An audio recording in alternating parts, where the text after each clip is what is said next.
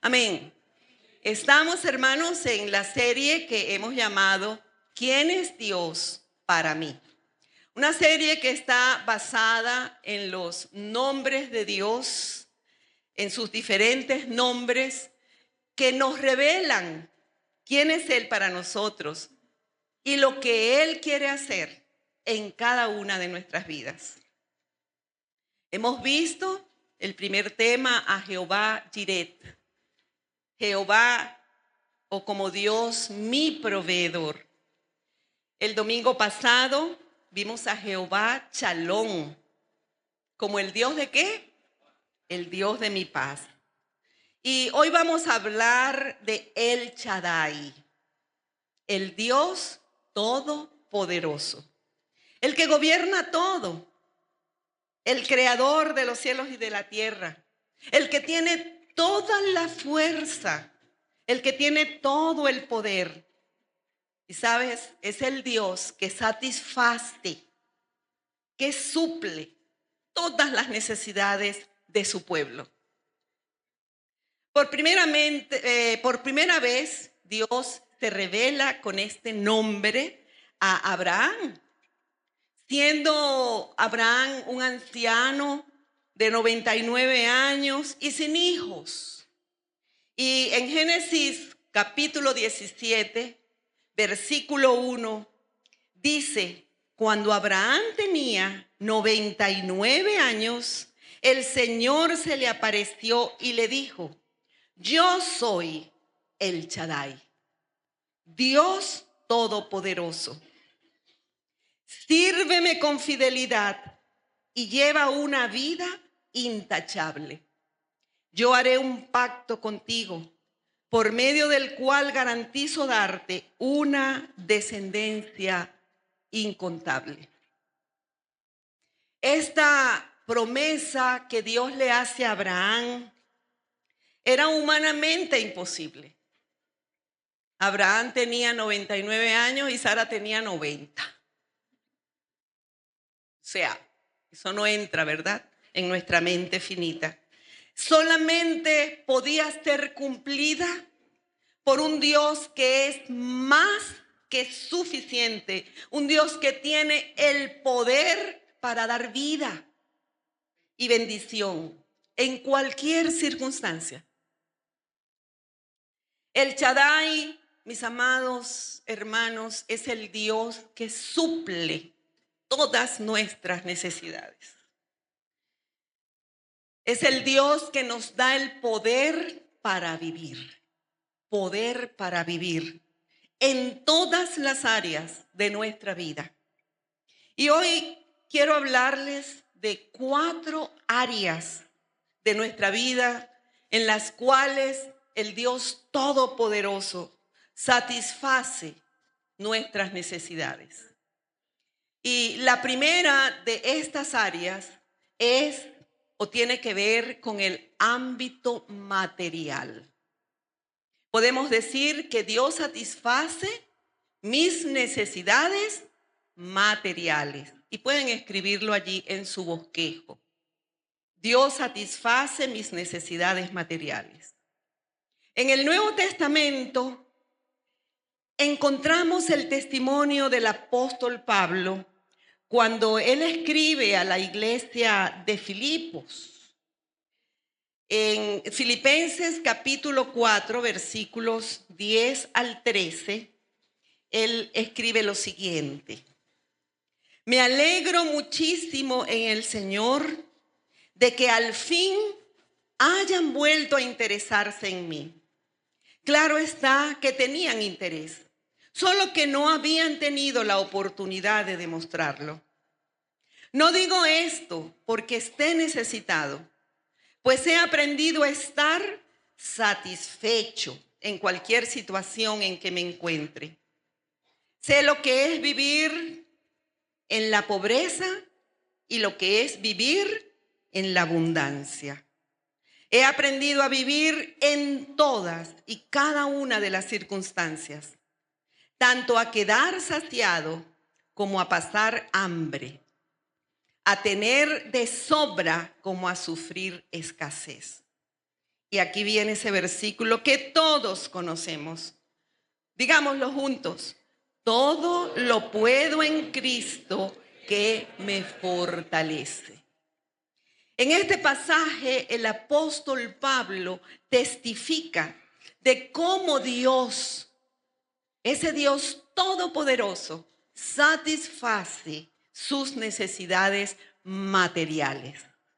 Es importante que sepamos que el apóstol Pablo se encontraba en la cárcel cuando él escribió este pasaje, pasando dificultades y necesidades, como lo que significa o podemos pensar es estar en una cárcel.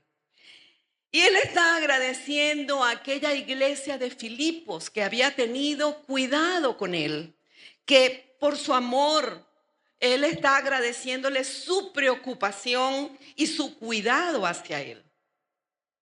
Y es importante también saber que el apóstol Pablo, él procedía de una familia acomodada, una familia que tenía recursos, donde había abundancia.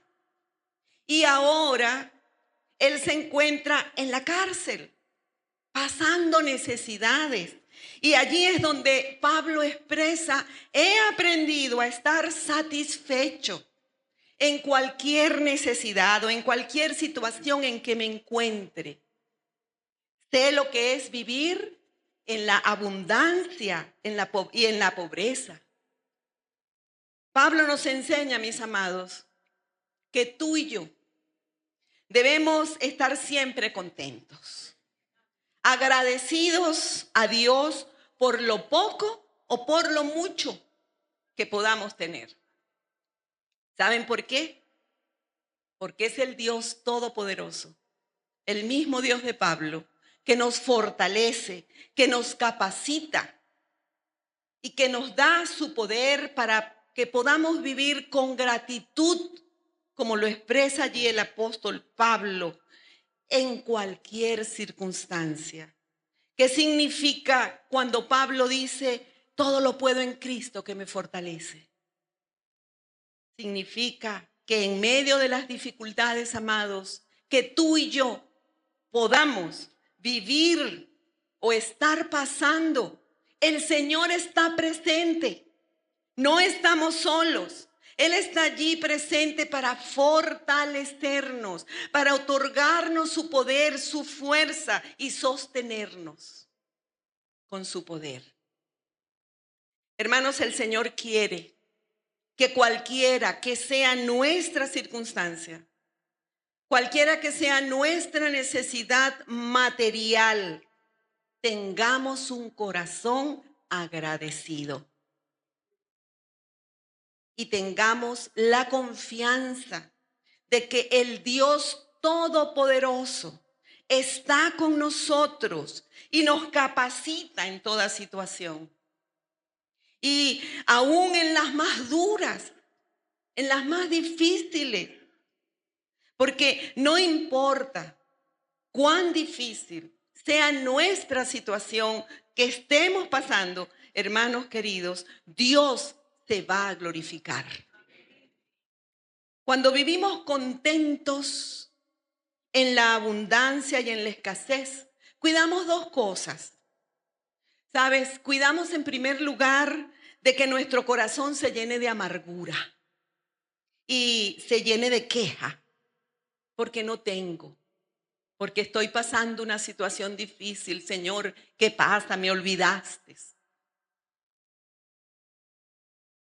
Y en segundo lugar, lo cuidamos de la soberbia y de la vanidad.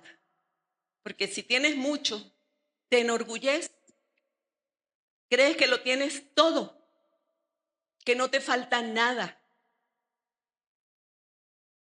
¿Sabes una cosa? Es más fácil ser fiel a Dios cuando tenemos escasez que cuando tenemos abundancia. Porque cuando tenemos mucho, cuando nos sobra, Creemos que todo lo que poseemos, que todo lo que tenemos es para nuestro propio beneficio.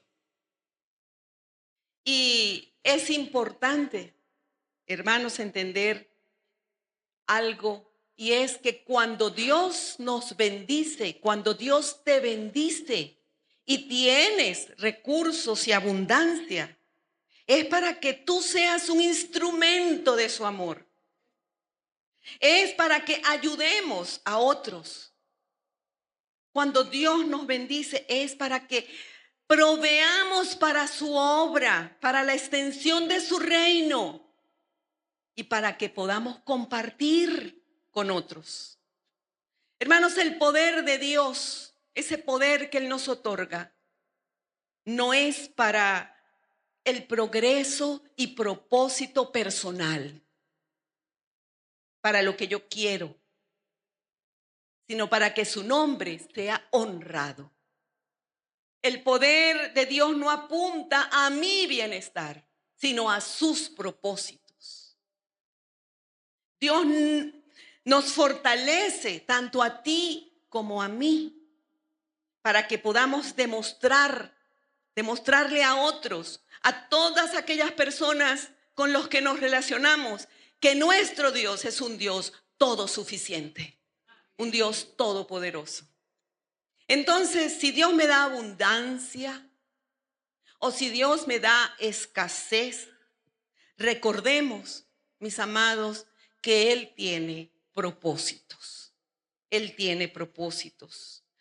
Y su gracia, la gracia de Dios, es la que me basta para seguir viviendo, para seguir honrándole. Y por eso el apóstol Pablo al final de ese capítulo, allí en Filipenses 4, donde él nos habla del contentamiento, ¿verdad? Y el de estar contento en toda situación, él concluye diciendo, así que mi Dios suplirá todo lo que les falte conforme a sus riquezas en gloria en Cristo Jesús. Amén. La segunda área en la que el Señor nos da poder para vivir es en el área intelectual. En el área intelectual. Y podemos decir que Dios satisface mis necesidades intelectuales. Y escríbanlo allí en su bosquejo. Vamos a ver el testimonio del apóstol Pedro.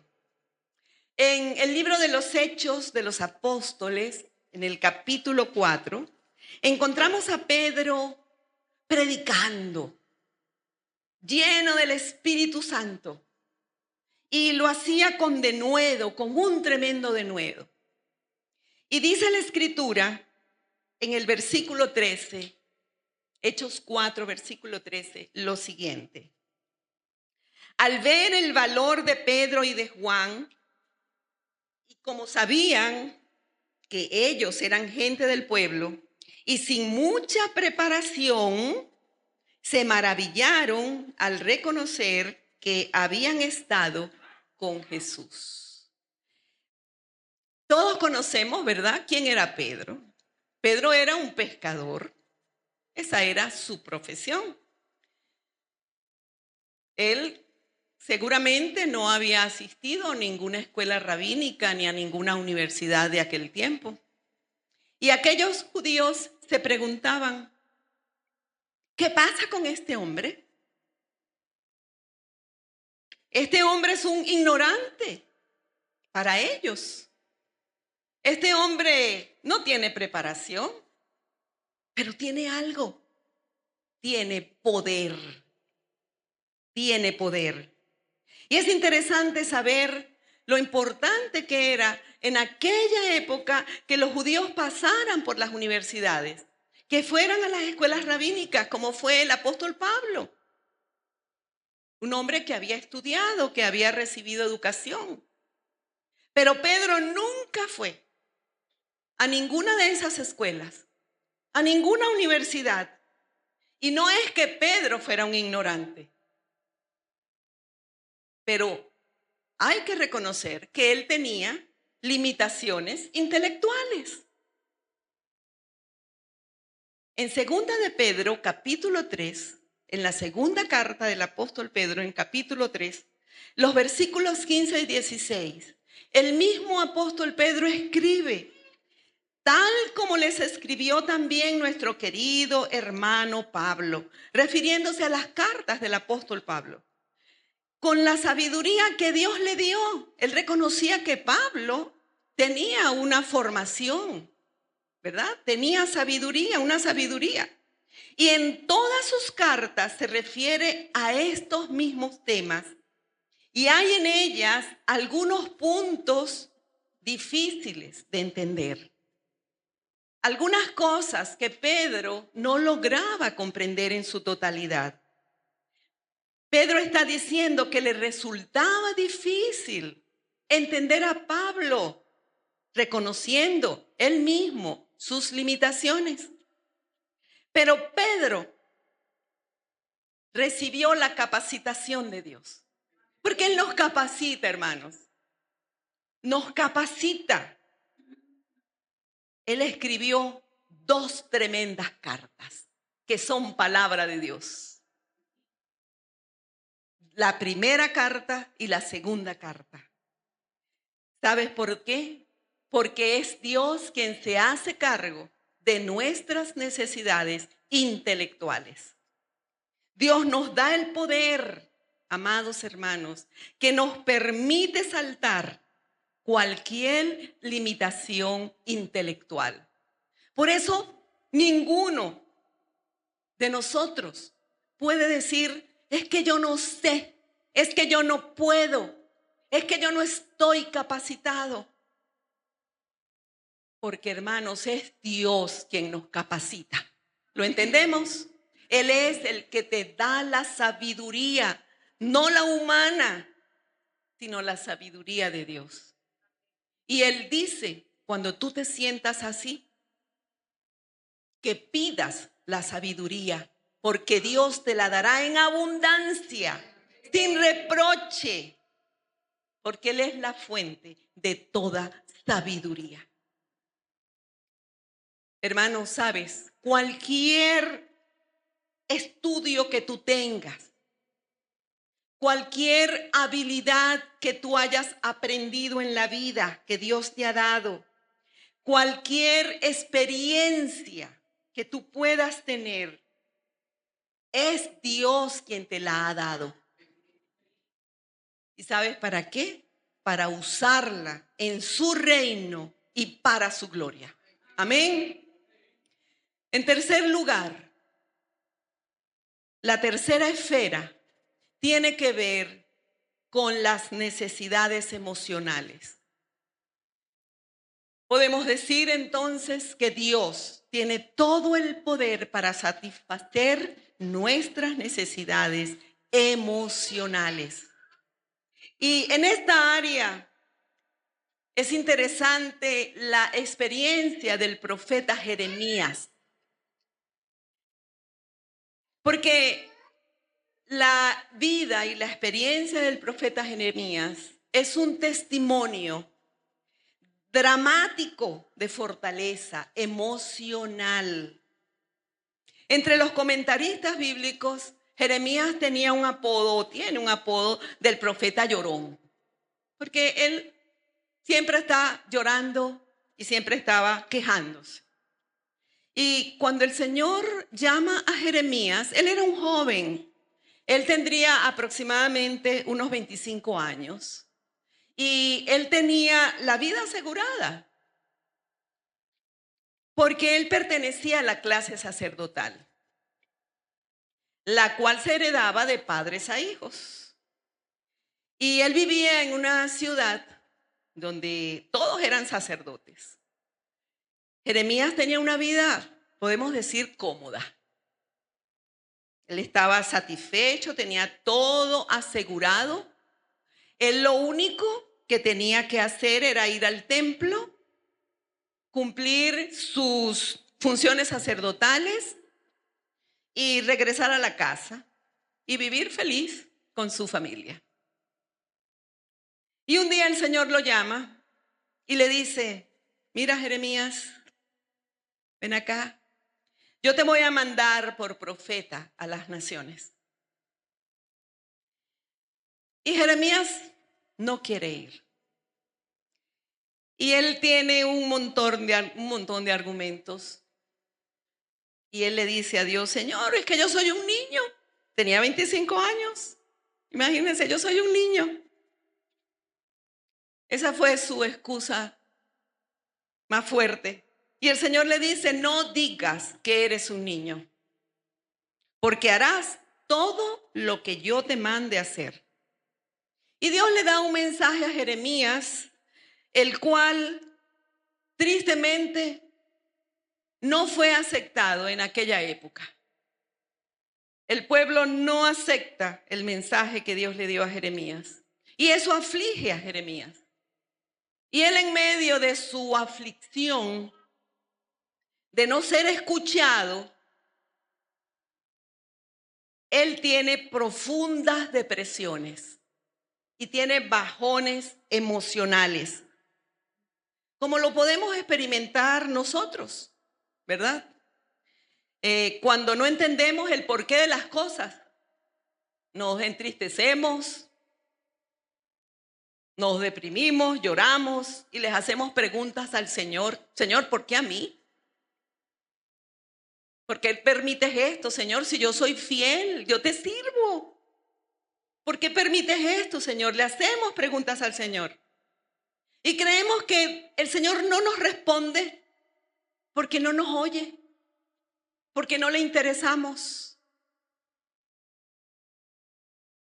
Jeremías 20, en el capítulo 20, encontramos al profeta deprimido. Y a partir del versículo 7, Jeremías se está quejando a Dios.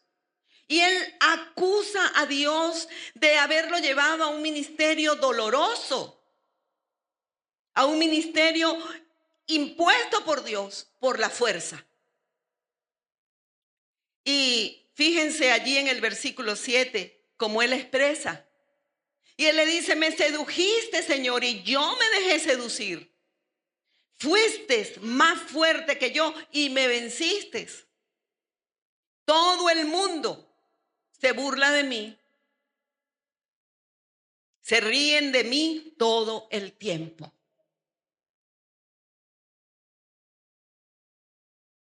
Él está diciendo a Dios, ¿para qué me llamaste por profeta?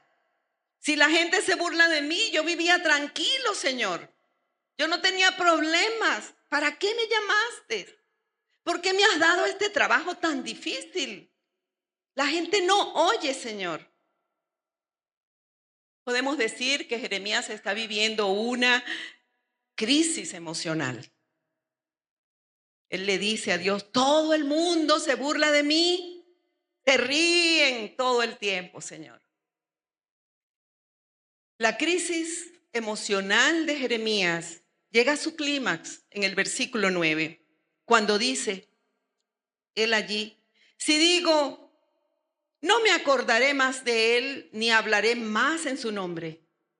Entonces su palabra en mi interior se vuelve un fuego ardiente que me cala hasta los huesos. He hecho todo lo posible por contenerla, pero ya no puedo más. Jeremías le está diciendo al Señor, Señor, se acabó, ya yo no puedo más seguir dando este mensaje. Jeremías descubre que la palabra de Dios había comenzado a bullir en su interior, que le cala hasta los huesos, dice él, y no puede contenerla. ¿Sabes, hermano? Dios conoce nuestras batallas espirituales, nuestras batallas emocionales. Y solamente Él sabe cómo satisfacer esas necesidades emocionales.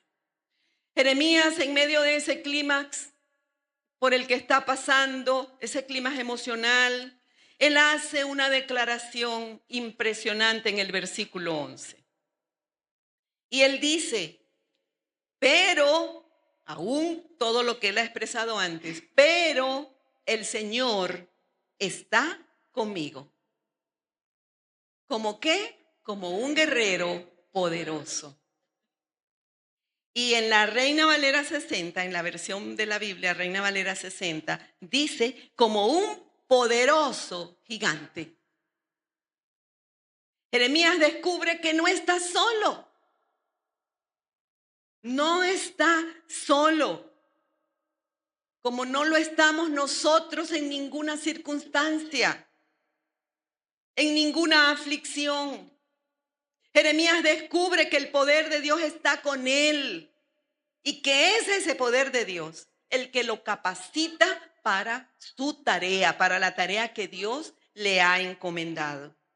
Hermano, todo lo experimentado por Jeremías permite que podamos decir que la estabilidad emocional no es constante. No te sientas mal. Tendrás días en que vas a estar espléndidamente, ¿verdad? En que te vas a sentir muy bien. Otros días en que vas a estar allá abajo, en el foso. Hermanos, no somos imbatibles. No somos invulnerables ante la carga de las presiones diarias. Tenemos que reconocerlo. Yo a veces me sorprendo porque a veces uno pregunta a las personas, a los hermanos, ¿cómo estás? ¿Cómo te sientes? Mejor que ayer. Es una expresión muy común, la oímos con frecuencia. ¿Es verdad eso? A veces estamos, ¿verdad? Muy gozosos, muy satisfechos, muy estables, y otras veces podemos estar pasando por bajones emocionales. Y tenemos que ser sinceros. Tú y yo tenemos nuestros altibajos y tenemos que reconocerlos. Tenemos bajones emocionales. Ahora bien, uno se pregunta, bueno, está bien, tenemos esos bajones. Ahora, ¿cómo yo puedo llegar a tener una estabilidad emocional?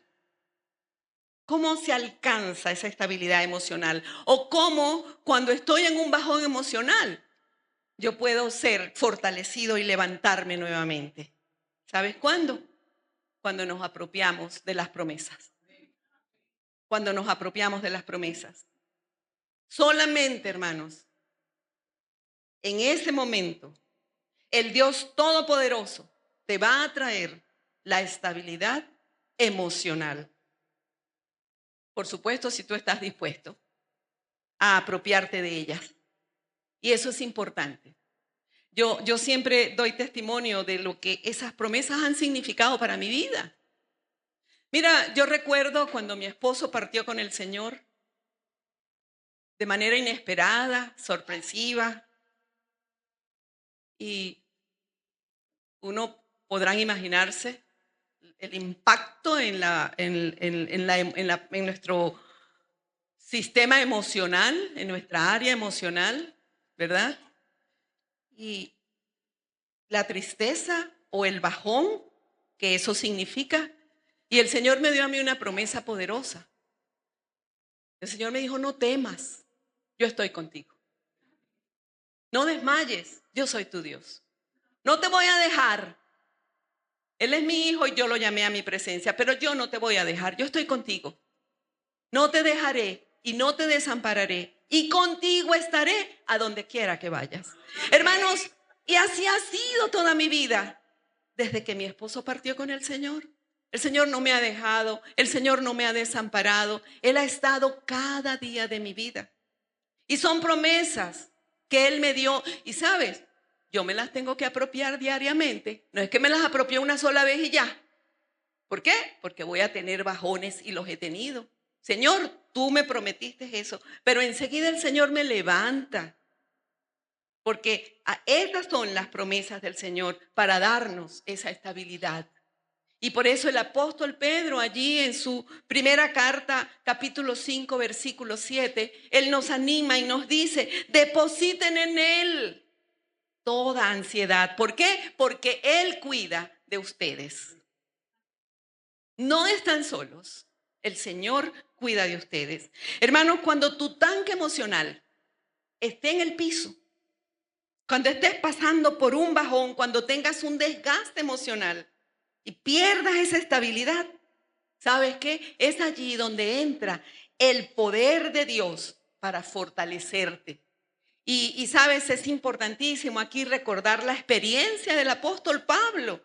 Ustedes recuerdan que él tenía ese aguijón en su carne, ese problema, ¿verdad? Por el cual él mismo testifica allí en 2 capítulo 12, que él había rogado a Dios 3 veces para que le quitara ese aguijón. ¿Y qué le había respondido el Señor las 3 veces? Bástate mi gracia. Bástate mi gracia. ¿Por qué? Porque mi poder, el poder del Todopoderoso, se perfecciona ¿dónde? En la debilidad. Mi poder se perfecciona en la debilidad. Y por eso Pablo allí en ese pasaje que es precioso, a mí me encanta esa parte, él dice, por tanto de buena gana me gloriaré en mis debilidades para que repose sobre mí el poder de Cristo.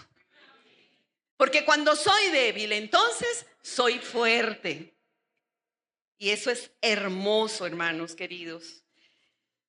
El Señor fortaleció a Jeremías y Jeremías reconoció que con él estaba un poderoso gigante. El Señor fortaleció a Pablo y él pudo reconocer que Dios, el poder de Dios se perfeccionaba en su debilidad. Y sabes, lo va a hacer con nosotros también. Amén. Gloria al Señor. Y llegamos a la cuarta y última esfera. Muy importante, esta parte tiene que ver con nuestras necesidades espirituales. Podemos decir que Dios tiene el poder para satisfacer mis necesidades espirituales. Dios tiene el poder para satisfacer mis necesidades espirituales.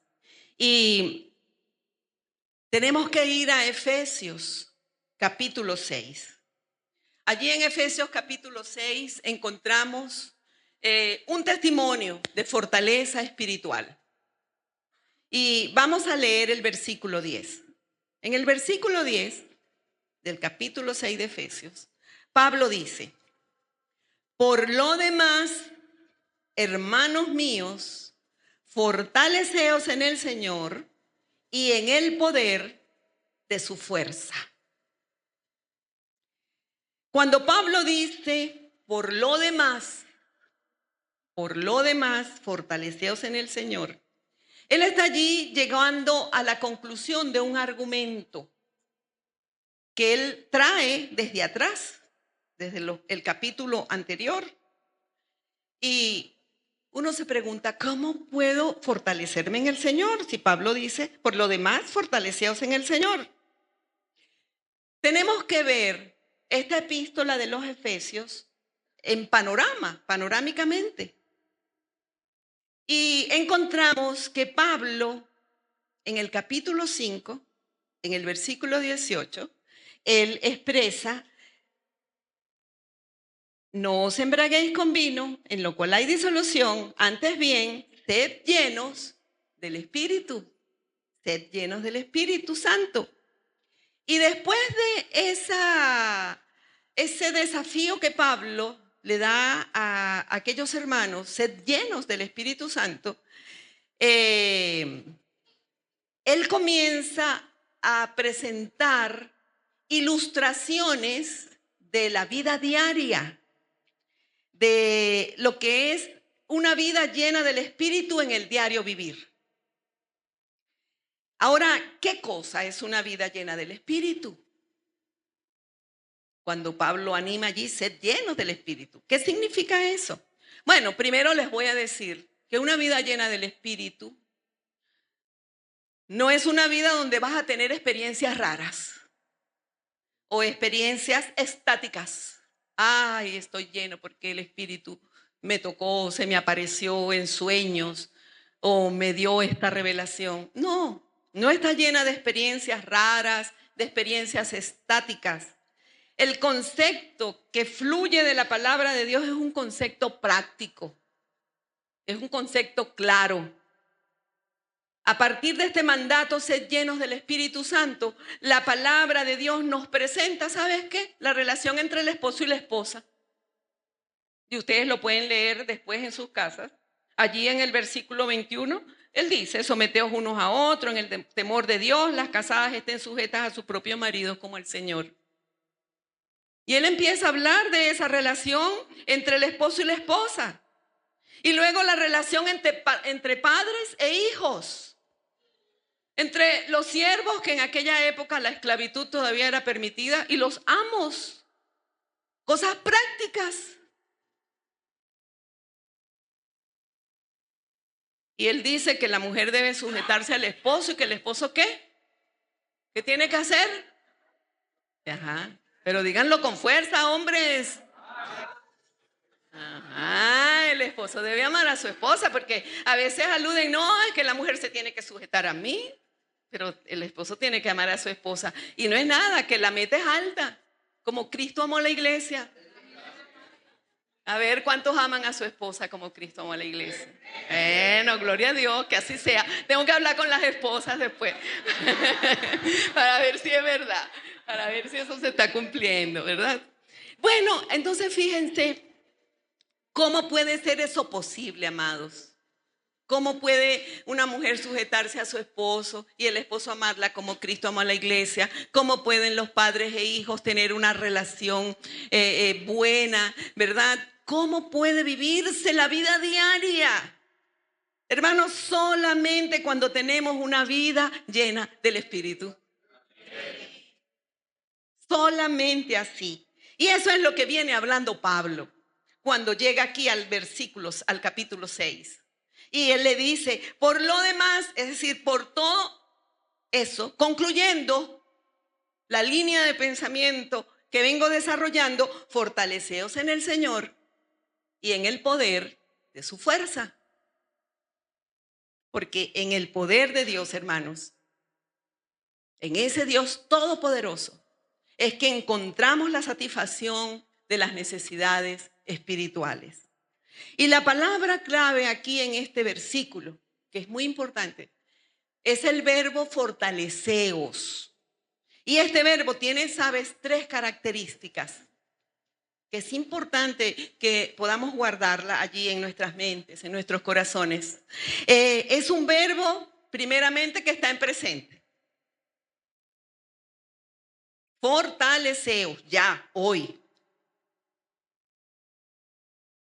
Esto quiere decir que los cristianos, los hijos de Dios, somos llamados a vivir constantemente, día a día, siendo fortalecidos. Cada día tenemos que ser fortalecidos. No se trata de vivir un día en fortaleza y otro día en debilidad. O sea, cada día tenemos que ser fortalecidos. Y luego Pablo, que da ese consejo, ¿verdad? Que él dice, fortaleceos en el Señor y en el poder de su fuerza. Entonces él anima, vestíos con toda la armadura de Dios para que podáis estar firme contra las acechanzas del diablo. Y él presenta allí en los versículos siguientes una lucha espiritual.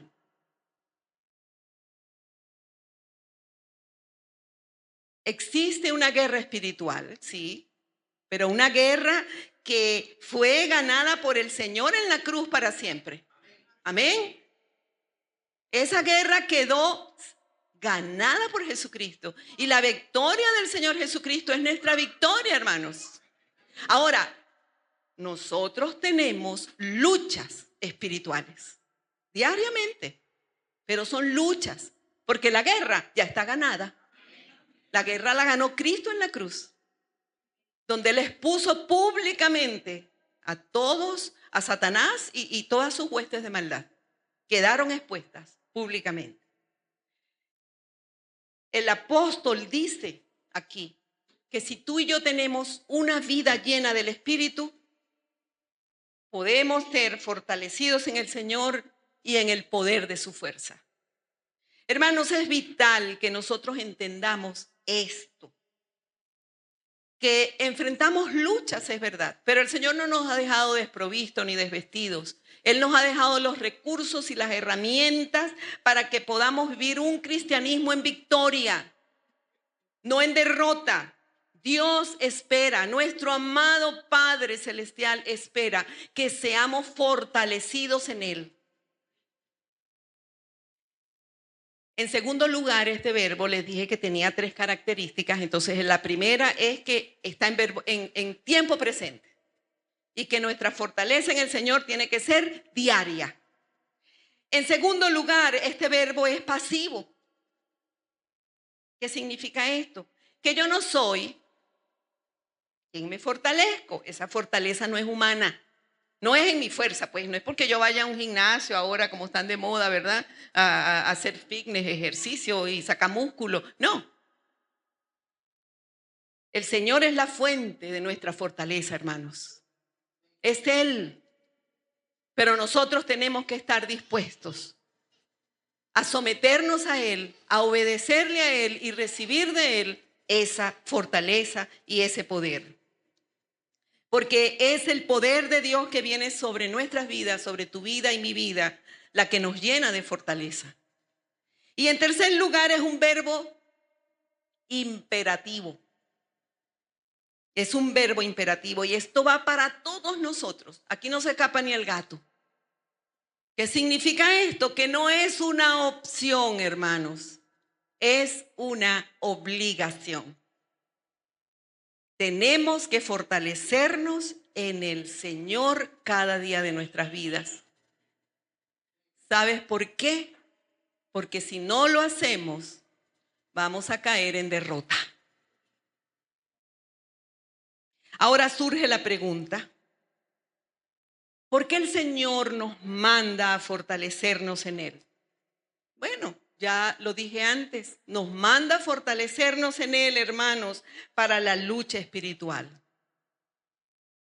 ¿Y cómo es esta lucha? ¿Contra quién es esta lucha? Y Pablo lo dice allí en el siguiente versículo, en el versículo 12. Dice, para que podáis estar firme contra las acechanzas ¿de quién? Del diablo.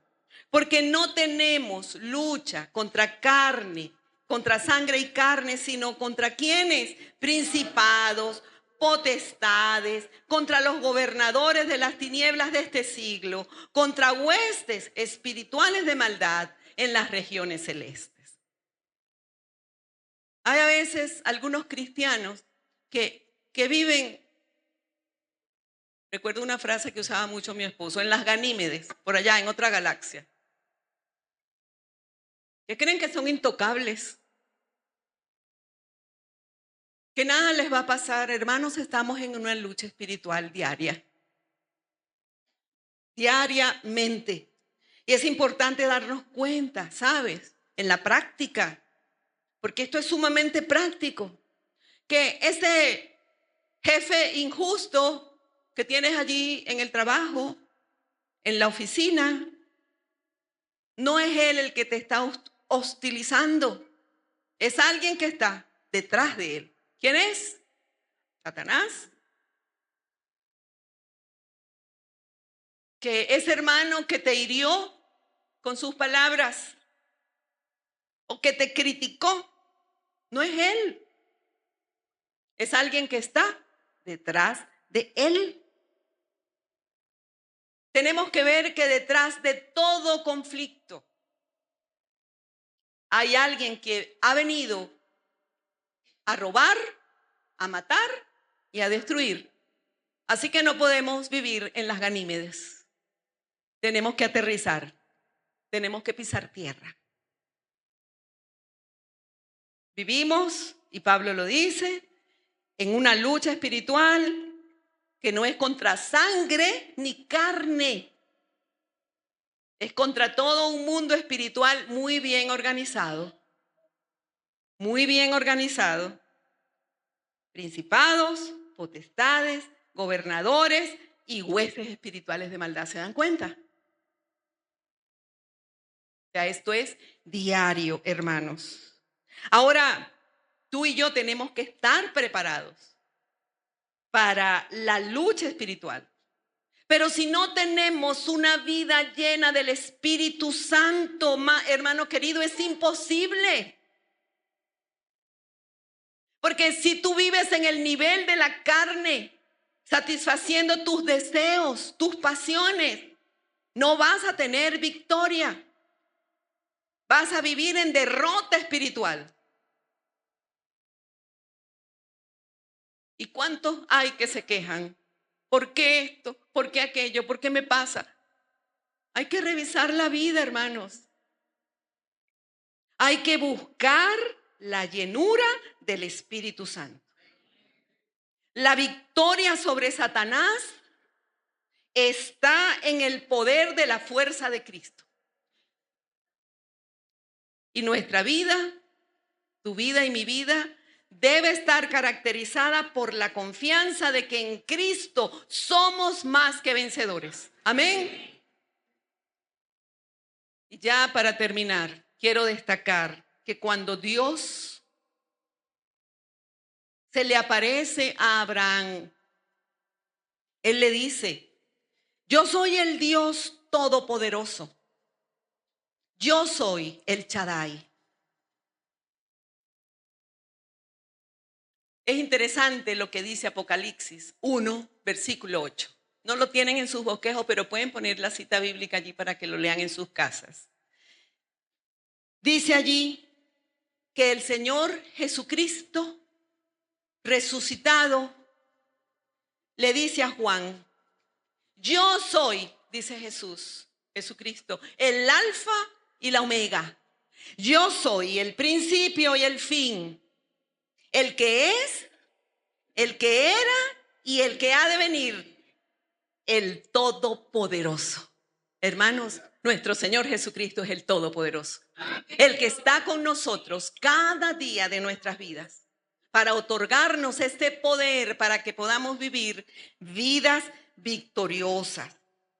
Pero es muy importante el desafío que Dios le hace a Abraham cuando Dios se le aparece y se le revela como el Shaddai, como el Todopoderoso. Dios le dice que viva en su presencia y que sea intachable. Porque saben, hermanos queridos, toda promesa tiene una condición. A veces queremos apropiarnos de la promesa, pero la condición no la tomamos en cuenta. Y Dios le dice a Abraham: vive en mi presencia y sé intachable. Hay otra versión que dice: sé perfecto delante de mí y vive intachable. Dios también espera de nosotros lo mismo, ¿sí? Esa misma condición, ese mismo desafío lo tenemos nosotros. Que vivamos en su presencia y seamos intachables.